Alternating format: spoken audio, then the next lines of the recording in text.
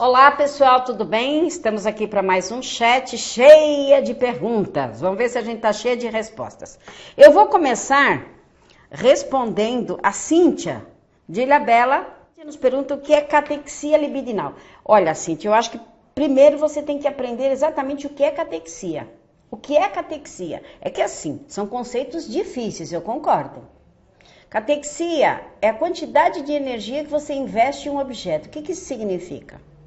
Por exemplo, Cíntia, o quão importante, positiva ou negativa é a sua mãe dentro de você. Então, se eu falo a palavra mãe e você gosta muito da sua mãe, você vai dizer que a sua mãe está investida, está catexizada de muito. Então, ela tem muita energia catéxica. Se você tiver muita raiva da sua mãe, você vai ter investido muita raiva, então tem muita catexia, muita libido de raiva, porque a libido é a quantidade da expressão, é a quantidade de energia que tem os impulsos. E os impulsos são dois, para Freud, sexual e agressivo. Portanto, catexia libidinal é a quantidade de energia da libido que é investida em X coisa. É uma pergunta muito abstrata, porque ela não está dentro de um contexto nem de um caso, você entendeu? Cíntia, tudo isso... assim, são conceitos que precisam ser agregados a fatos. Quando você estiver fazendo a sua terapia didática, que é isso que nós oferecemos aqui pela SBPI, e quando você estiver atendendo os seus pacientes e sendo supervisionada, você vai entender quando é que essa catexia libidinal vai entrar, tá? Cíntia, você entrou agora, mas eu respondi tua pergunta. Depois você dá uma olhada, tá? A Viviane nos pergunta o que é o conceito de transferência e resistência, no sentido se tiver um paciente que é um assassino.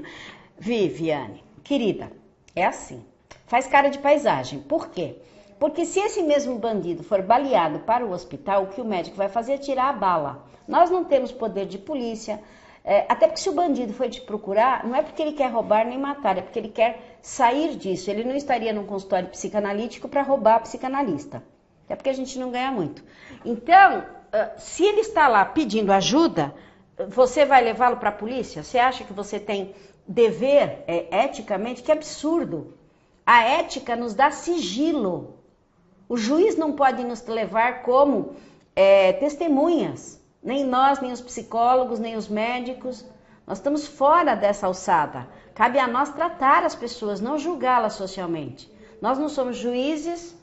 Nós não somos promotores, nós não somos advogados. No momento de exercer a psicanálise, exercemos a psicanálise. Se um bandido, se um assassino nos procura, é porque ele não quer. Eu já atendi a maior punguista de São Paulo. Saiu na revista Fatos e Fotos, que existia há muitos anos, e eu a tratei durante 10 anos. E ela nunca me roubou e eu nunca levei para a polícia e ela nunca me deixou atender lá na delegacia. Até que ela abandonou a profissão, tem outra profissão, eu não posso declinar o nome, mas assim... né? Então, quando o bandido chegar no seu consultório, ele não é um bandido, ele é um ser humano procurando ajuda. Ok, meu amor? Nós temos mais perguntas, aliás, temos muitas. Então, também, Viviane, a transferência que você quer dizer também pode ser contra a transferência, tá? Aqui nós temos a Gisela. Por que no momento da hipnose levar o corpo a um estado pesado?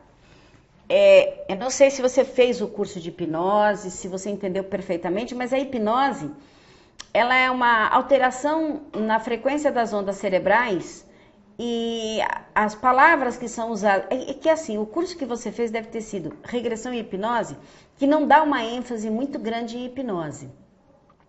Talvez fosse interessante, Gisela, você fazer um curso de hipnose, já que você se interessa tanto. Porque a hipnose... ela, dentro de regressão, ela é alfagênica. Então, o corpo pesado é assim, tudo aquilo que leve a um relaxamento, a um cansaço e uma repetição é altamente hipnótico. Então, o corpo pesado é uma sensação hipnótica. Quer dizer, é uma forma de levar a hipnose, tá bom? Então, essa pergunta é da Gisela, em 20/6/2017. Então, a Gisela faz um curso de hipnose mais profundo. Eu dou essa aula, tá? Então, Sheila, li que a representação é a forma como a pulsão se faz presente no aparelho psíquico. Podia explicar o que é representação e dar um exemplo? Então, assim, a pulsão. Vamos lá, o que é pulsão? Pulsão é energia natural que se processa nos impulsos. Então, quando a gente nasce, a gente tem a pulsão sexual e agressiva produzida, por exemplo, no aparelho bucal, porque o bebê conhece o mundo através da alimentação, né? Ele experimenta a descarga pulsional sexual e agressiva mamando. Então, qual é o objeto de representação dessa criança? O seio. O seio representa a descarga pulsional. Por isso, Freud vai dizer que quando sonhamos com coisas parecidas como montes, podemos estar sonhando com a descarga pulsional do seio. Então, quando Freud fala de sexualidade, ele não fala de sexo genital, gente. Freud nunca falou, Freud só fala de sexo. Não, gente, quem fala de sexo genital, que é aquele de trepar, é o Reich, William Reich. Freud fala de uma energia que é essa que está correndo aqui entre nós, que é uma energia sexual. E nisso é uma confusão tremenda, ok? Portanto, Sheila, a pulsão, nesse caso do mamar, está representada pelo seio materno. Né? Poderia estar representada por outra coisa. A representação é aquilo que está, o objeto que está linkado à descarga pulsional. Sobre o desenvolvimento psicossexual, na fase de latência, por que Freud diz que a energia que a criança dispensa nos novos interesses é uma energia derivada dos interesses sexuais? Porque a criança para de se preocupar com a descoberta dos órgãos genitais, ela passa uma latência dirigindo essa energia, sublimando em brincadeiras. Né? Então ela descarrega. Os meninos, por exemplo, brincam de quem faz xixi mais longe, brincam de espada, brincam, sei lá, as crianças brincam de bandido e ladrão, de casinha. Então eles têm uma descarga pulsional na latência que antes eles faziam diretamente nos seus órgãos, porque eles estavam conhecendo. Eles entram na latência para entrar na puberdade e na latência isso é transferido, é deslocado para as brincadeiras. A Cíntia fez uma pergunta. Posso dizer que a fixação da libido é a persistência de uma catexia libidinal de uma fase na vida posterior do indivíduo? Sim, você pode. Pode dizer que a fixação da libido é a persistência da quantidade de energia. Até, digamos assim, é redundante, né? Porque a quantidade de energia tem que estar presente nisso. Então, assim, é importante porque a integrativa, ela procura não só integrar os autores que não são integrados normalmente, Freud, Jung, Reich, e explicá-los na sua obra. E eu acho muito engraçado quando as pessoas dizem assim, mas eu não gosto do Freud. Eu fico assim, fora numa sessão espírita, porque o cara morreu. Não dá pra gente ter conhecido o Freud. Então só se ele incorporou num Exu, sei lá, alguma coisa. E aí fica assim, gente, não é o homem, é a obra. Então quando você diz não gosta do Freud, já é neurótico. Porque isso deve ser uma transferência que eu tenho, porque eu não gosto de sexo, acho que o cara fala de sexo e fico ali toda perturbada. Então, assim, a linguagem para o psicanalista é uma coisa muito interessante, porque tudo aquilo que vocês escrevem ou falam, nós ouvimos de uma forma psicanalítica. E isso não é uma interpretação, digamos assim, maldosa. É real. É sempre em benefício da pessoa, para que ela melhore. Para que ela possa ser ajudada com coisas que ela não acessa, que é o seu inconsciente. Né? Então a psicanálise, ela se preocupa com isso. Freud dizia que no atendimento o psicanalista tem que ter amor pela verdade. Isso é uma coisa muito séria, é uma coisa para se refletir. A psicanálise tem 150 anos, ela é muito jovem, ela está no início. Mas mas eu não gosto do Freud, eu gosto do Jung. Eu acho que o Jung fala de esoterismo. Tá, você também não conheceu o Jung, porque ele também morreu. Ok? Então passem a falar da obra. A obra é uma coisa, o indivíduo que a faz é outra. E para você gostar ou não gostar da obra de alguém, no caso da psicanálise, você precisa ter lido essa obra, ter sido analisado com essa obra e ter analisado com essas técnicas. Depois dessa tríade é que você pode argumentar a despeito da tese. Senão, você está falando de uma forma infundada, projetiva, introjetiva e neurótica. Eu não gosto. Você tem que argumentar, você tem que conhecer, né? Isso é dialética. Engels nos explica em filosofia que é a arte, né, de argumentar, mas para argumentar nós precisamos conhecer a matéria. É preciso, e em psicanálise, a tríade: ler, experienciar em si e experienciar no outro. Né? Porque a psicanálise, ela vive apesar dela ser subjetiva, ela vive de fatos concretos. Quais são os fatos concretos? O paciente chega com uma demanda, por exemplo, de depressão, ele já toma remédio psiquiátrico e o próprio psiquiatra diz, mas ele precisa de terapia. E nós temos ali na mão a vida de uma pessoa que está sofrendo muito. E a instrumentalização disso é a pessoa sofrer menos, né? Descobrir os motivos que a levam na depressão e resolvê-los, né? Então, ela se torna uma psicanálise na prática, efetiva. Ela sai do subjetivismo e quando o paciente melhora, é ali que a psicanálise se faz viva, presente. E é para isso que nós estudamos, para nos tornarmos psicanalistas. Lembrando que o Freud começou a psicanálise diferente de um curso. Ele era médico, clinicava, ouvia seus pacientes sobre queixas físicas e começou a desenhar uma teoria. Então ele foi da prática para a teoria. E nós estamos indo da teoria para a prática. Nós vamos chegar lá também.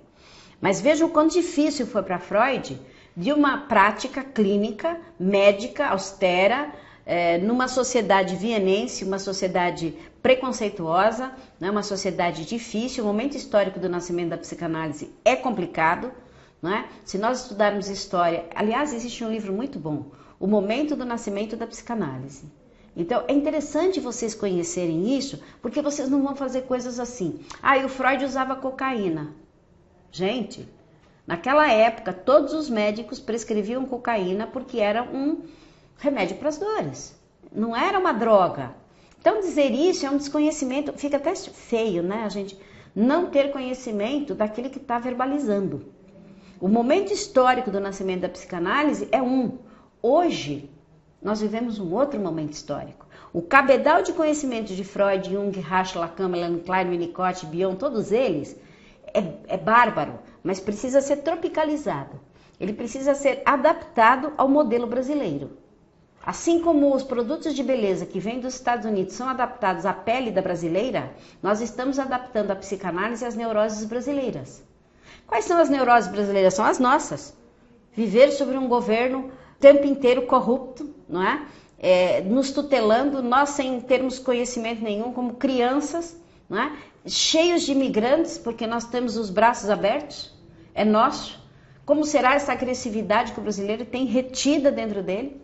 Então o brasileiro hoje não sofre tanto da sexualidade, mas muito da agressividade retida, ok? Até porque a gente apresenta aí uma parada gay, parada para Jesus, caminhada para Jesus, parada gay, carnaval, não tem no mundo inteiro. Nós somos um país mais livre por um lado, mas com dificuldades na agressividade, dificuldades no afeto, portanto dificuldades no complexo de Édipo, que é o cerne da obra do Freud e é aquilo que nós temos que ter conscientizados para poder começar a atender. 100 horas de terapia é muito pouco, gente. Vocês têm que começar essa terapia online. Eu como tutora, eu sempre deixo aqui para vocês o meu WhatsApp. A Cíntia já me liga, 011 95798 4686. Se vocês precisarem da terapia, eu indico um analista que atende online, porque a nossa terapia é uma terapia didática. O que é uma terapia didática? Só é possível ser dada para alunos. Porque no momento em que você está vivendo um problema, o analista te diz, está vendo? Dentro da obra do Jung, você está sofrendo de complexo X.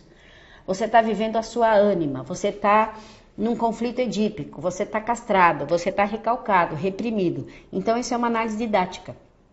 Muitas vezes as pessoas me perguntam, Fátima, mas por que você quer que faça análise com um analista X? Não tenho nada contra analista nenhum. Mas o aluno precisa de uma análise didática. E normalmente os professores de psicanálise, quando dão a terapia, eles conseguem fazer essa coisa didática.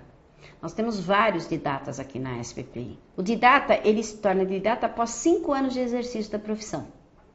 Certo? Os principais aqui somos eu, Fátima Mora, Guimar Martins e Mário Antônio Ferro.